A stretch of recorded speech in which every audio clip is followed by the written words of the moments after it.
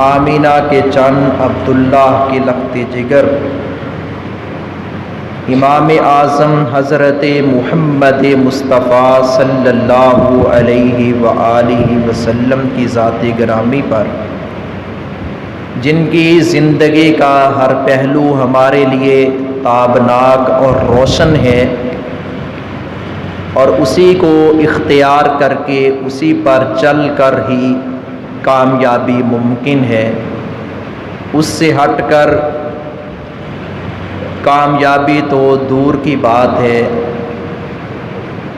ذلت اور خواری ایسے بد نصیب کا مقدر بن جاتی ہے۔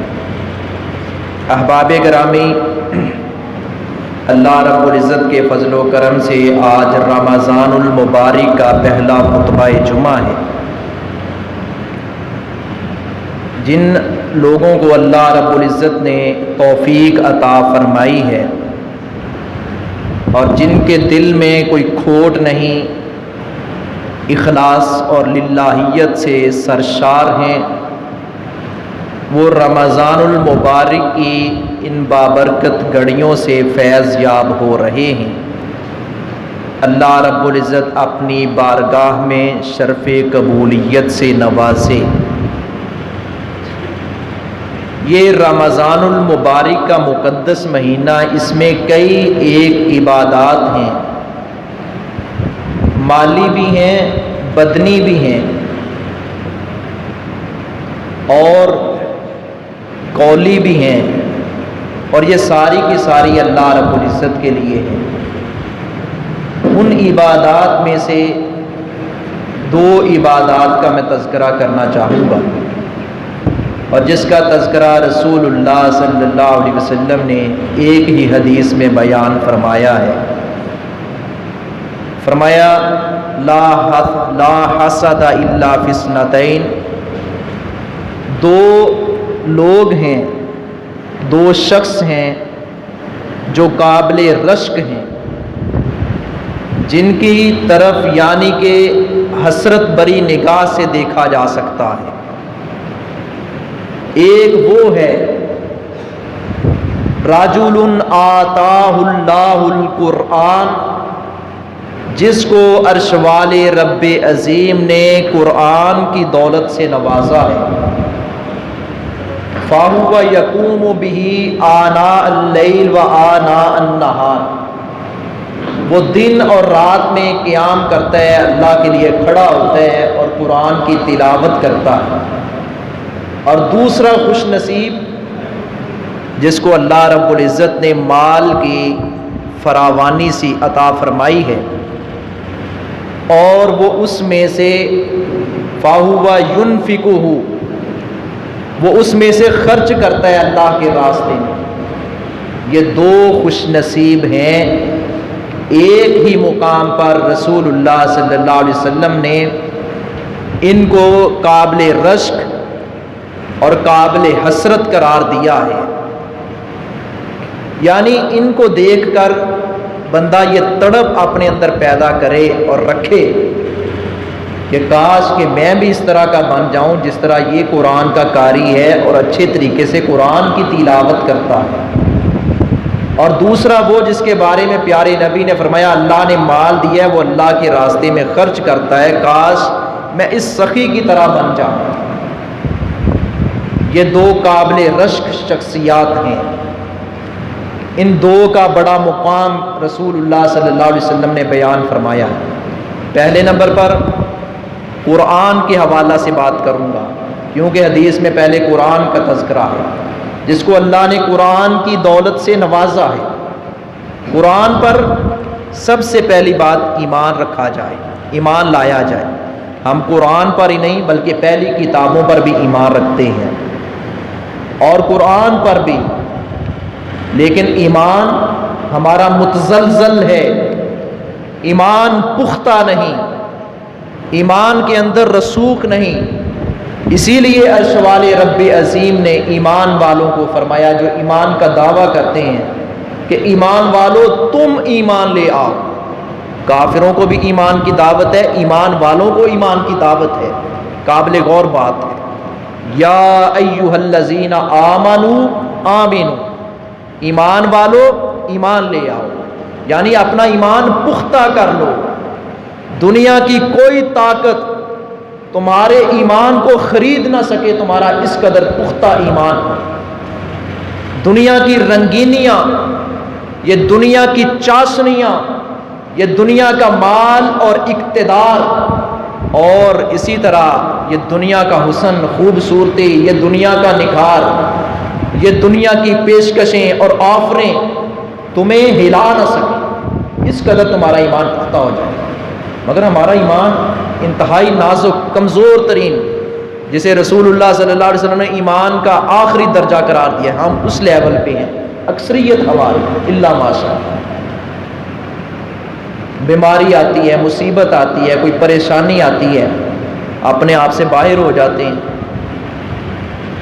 خوشی کا موقع آتا ہے، اپنے آپ سے باہر ہو جاتے ہیں، حدود اللہ سے تجاوز کرتے ہیں۔ یہ ایمان نہیں ہے، در حقیقت ایمان سے محروم ہے۔ میں اشارہ کر رہا ہوں، یہ پہلا حق ہے قرآن کریم کا، ہمارے اوپر لازم ہے کہ ہم اس طرح اس پر ایمان رکھیں جس طرح صحابہ اور اہل بیت نے ایمان کا دعویٰ کیا اور اس کی عملی تصویر بن کر دکھائی۔ دوسرا یہ ہے اس پر عمل کیا جائے، تلاوت کی جائے دوسرے نمبر پر۔ اور نبی کریم صلی اللہ علیہ وسلم نے فرمایا، یہاں تلاوت دوسرے نمبر پر، تیسرے نمبر پر عمل۔ اس کے لیے ایک حدیث عرض کروں گا، بڑی خوبصورت ہے، ابھی میں پڑھ رہا تھا، صحیح روایت ہے، امام بانی نے اس کو صحیح قرار دیا ہے کہ رسول اللہ صلی اللہ علیہ وسلم نے فرمایا، حضرت انس بن مالک بیان کرتے ہیں، اللہ کے بندوں میں سے کچھ بندے خاص ہیں، اللہ کے بندوں میں سے کچھ بندے خاص ہیں جن سے اللہ خاص محبت کرتا ہے۔ صحابہ نے کہا اللہ کے رسول وہ کون سے لوگ ہیں؟ نبی کریم صلی اللہ علیہ وآلہ وسلم نے فرمایا، آپ صلی اللہ علیہ وسلم نے فرمایا کہ وہ جو قرآن کی تلاوت کرتے ہیں اور اس پر عمل کرتے ہیں، وہ اللہ کے بندوں میں سے خاص بندے ہیں۔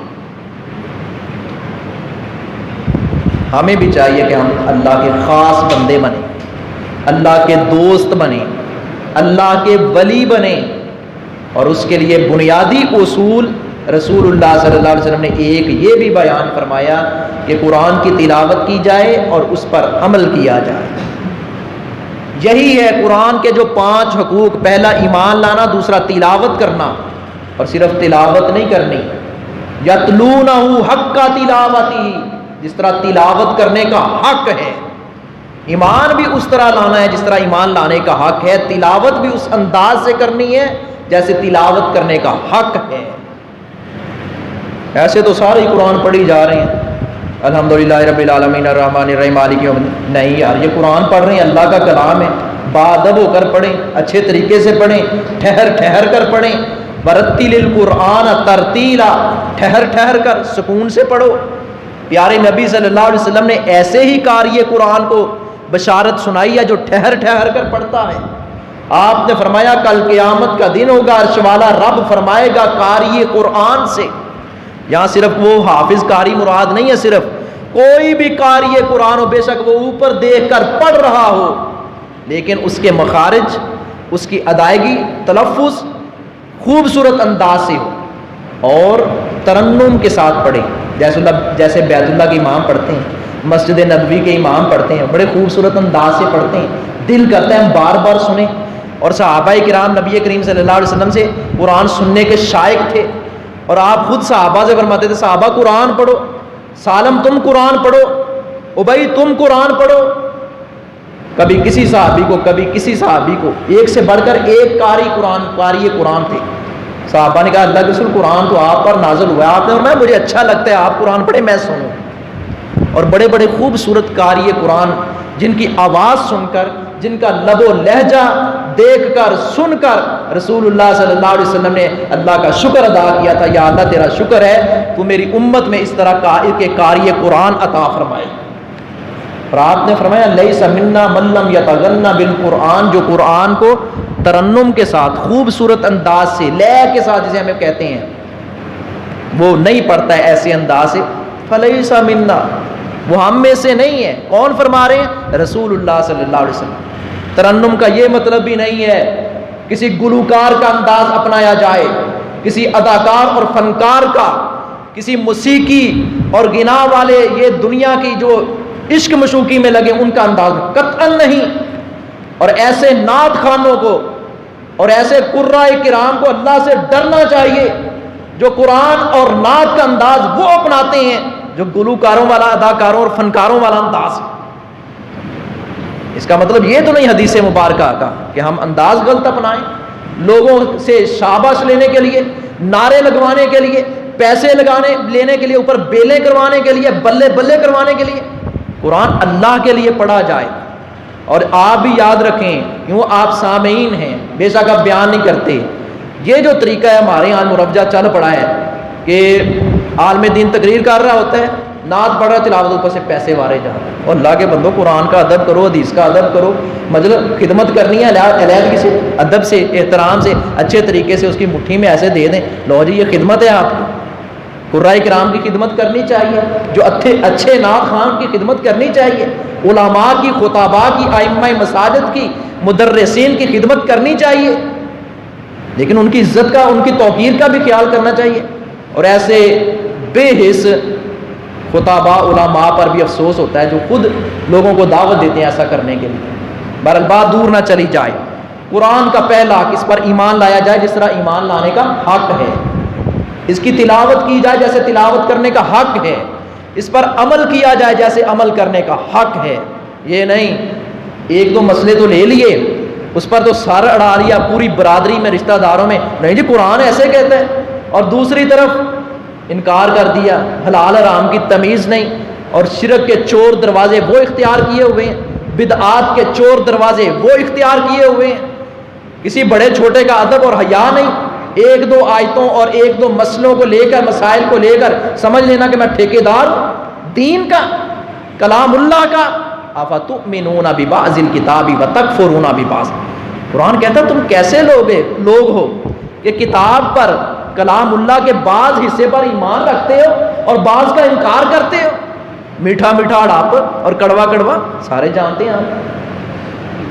چوتھا حق قرآن کریم کا، سب سے پہلے تلاوت، ایمان لانا، تلاوت کرنا، اس پر عمل کرنا، اور اسی طرح اس کی نشر و اشاعت، اس کی نشر و اشاعت، اس کا لٹریچر تقسیم کریں. قرآن کا بے حیائی کا لٹریچر تقسیم ہو رہا ہے، قرآن کے لٹریچر آپ تقسیم کریں.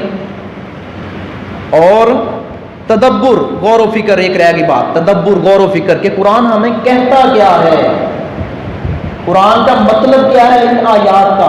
آپ اکیلا نازلہ پڑھتے ہیں، آپ کو ترجمہ نہیں آتا، ثواب مل جائے گا، لیکن جو ایمانی حرارت، ایمانی جذبہ، ایمانی چاشنی قرآن ترجمہ تفسیر جاننے والے کو ملتی ہے وہ دوسرے کو نصیب نہیں ہوتی. جس کو نماز کا ترجمہ آتا ہے نا، اس کو جتنا سکون ملتا ہے نا، بغیر ترجمے والے کو اتنا سکون نہیں ملتا. ثواب اس کو بھی مل رہا ہے، لیکن درجات میں فرق ہے، خشوع و خضوع میں فرق ہے. افلا یتدبرون القرآن ام علی قلوب اقفالها. لوگوں تم قرآن پر غور و فکر کیوں نہیں کرتے؟ کیا تمہارے دلوں پر تالے لگ چکے ہیں؟ دنیاوی علوم کے لیے ہم بڑی تگ و دو کرتے ہیں، لیکن دین کے علم کو ہم کتنا وقت دیتے ہیں، وحی کے علم کو، جس کو خیر کہا گیا ہے، جس نے ہماری سفارش کرنی ہے، جس نے ہمارے کام آنا ہے.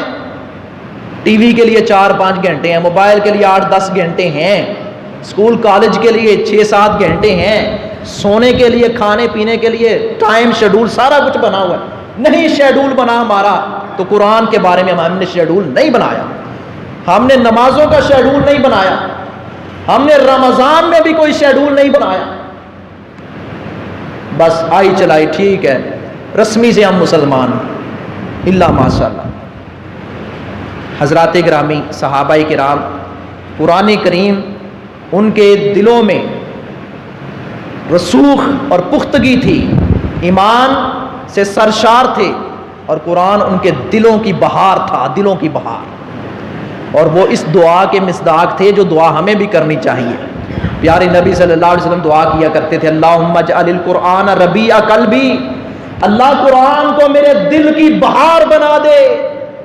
قرآن کو میرے دل کی بہار بنا دے، وَنُورَ صَدْرِي، میرے سینے کو منور اس سے کر دے، وَجَلَاءَ حَزَنِي وَذَهَابَ هَمِّي وَغَمِّي، اللہ اس کی برکت سے میرے غم، میرے پریشانیاں، میرے مصائب، دکھ سارے دور کر دے۔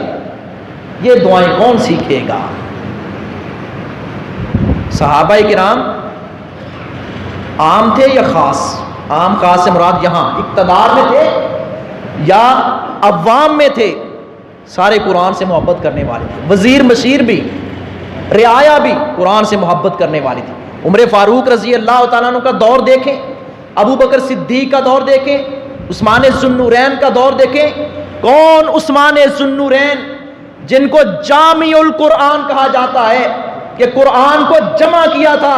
وقت کے حاکم کو یہ فکر تھی کہ اتنے صحابہ جنگ یمامہ میں شہید ہو گئے ہیں، اتنے فلاں جنگ میں شہید ہو گئے ہیں، یہ قرآن اس کو محفوظ کرنے کے لیے حفاظ کرام زیادہ سے زیادہ پیدا کیے جائیں اور اس کے ساتھ ساتھ اس کو کتابی شکل دی جائے۔ یہ حضرت عثمان کا کارنامہ تھا۔ اور اسی طرح حضرت علی کی قرآن کے حوالے سے خدمات بہت ساری ہیں۔ یہ ایز اے حاکم، ایز اے حکمران، یہ ان کا رویہ تھا، قرآن سے محبت تھی۔ اور حضرت عمر فاروق کے بارے میں تو باقاعدہ طور پر سیرت والوں نے لکھا ہے کہ ان کی شورا کے، ان کی حکومت کے وہ ارکان تھے، وہ مقرر کیا جا رہا ہے جو قرآن کا قاری، جو علم میراث کو جانتا ہے، یہ ان کا تعلق تھا۔ اور دو گورنروں کی بات کرتا ہوں، ایک حضرت معاذ بن جبل ہیں، ایک حضرت ابو موسیٰ اشعری ہیں، دونوں دو مختلف صوبوں اور ملکوں کے گورنر ہیں۔ دونوں کے آپس میں تبادلہ خیال ہوتا ہے، ملاقات ہوتی ہے۔ بات کہاں سے ہوتی ہے؟ دین سے آغاز ہوتا ہے، دین پر بھی اختتام ہوتا ہے، سیاسی باتیں درمیان میں آتی ہیں۔ ان کی سیاست جھوٹ کا نام نہیں تھا، آج تو ہماری سیاست جھوٹ کا ایک پلندہ بن چکا ہے۔ حضرت معاذ پوچھتے ہیں ابو موسیٰ اشعری سے، آپ قرآن کی تلاوت کتنی کرتے ہیں؟ گورنر سے گورنر سوال کر رہے ہیں۔ آج کسی ملک کے گورنر نے کسی دوسرے ملک کے گورنر سے یہ سوال کیا؟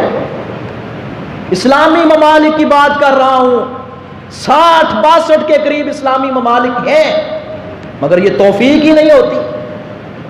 اللہ جزائے خیر دے شاہ فہد کو کہ اس نے قرآن کمپلیکس بنایا تھا اور ہزاروں نہیں لاکھوں کی تعداد میں ترجمہ تفسیر والے قرآن مجید انہوں نے اس کی نشر و اشاعت کی، حجاج کرام کو، زائرین کو، عمرہ کرنے والوں کو فری میں تقسیم کیے۔ ہمارے یہاں بھی ایک بنا تھا، لیکن وہ شاید تھوڑا بہت ورک ہوا۔